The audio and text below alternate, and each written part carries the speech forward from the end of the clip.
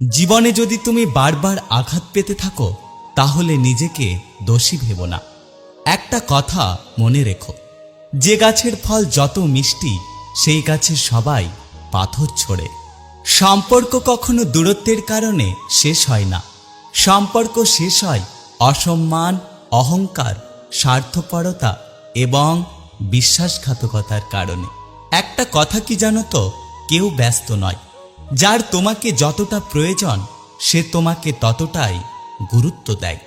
সবাই বলে কাউকে কষ্ট দিয়ে সুখী হতে পারবে না, কিন্তু বাস্তবে যা দেখা যায় আসলে সুখী তারাই যারা অন্যকে বেশি করে কষ্ট দেয়।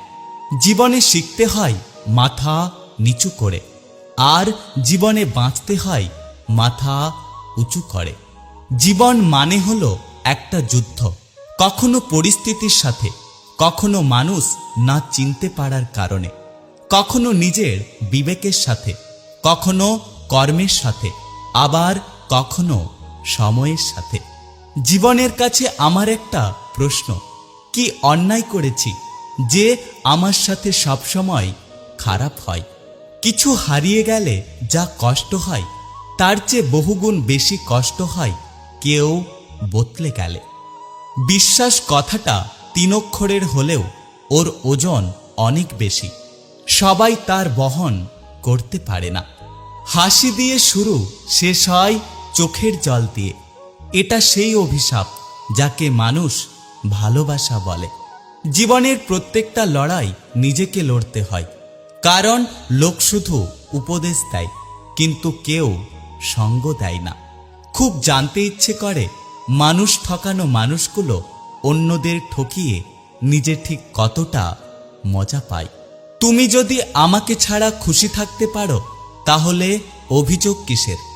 আর আমি যদি খুশিটা দিতে না পারি তাহলে ভালোবাসা কিসের? আমাকে যারা স্বার্থপর বলে, কখনো নিজেদের জিজ্ঞাসা করেছ বিনা স্বার্থে আমাকে কখনো মনে পড়েছে কিনা? সহ্য করতে করতে ধৈর্য হারিয়ে ফেলেছি, তবুও মনকে বুঝিয়ে যাচ্ছি, আজ না হলে কাল একদিন সব ঠিক হয়ে যাবে। স্বার্থপর মানুষগুলো কখনো নিজের স্বার্থ ছাড়া অন্যের কথা চিন্তা করে না। ভরসা ছিল, বিশ্বাস ছিল, কিন্তু পরে বুঝলাম ওটা আমার ভুল ধারণা ছিল। জীবন থেকে একটা জিনিস শিখলাম, চাইলেই পর হওয়া যায়, কিন্তু চাইলেই সবার আপন হওয়া যায় না। আমি যেখানে শান্তি খুঁজে যাই সেখান থেকে মানসিক যন্ত্রণা নিয়ে ফিরে আসি। সময় বদলাতেও সময় লাগে, কিন্তু মানুষ বদলাতে কোনো সময় লাগে না।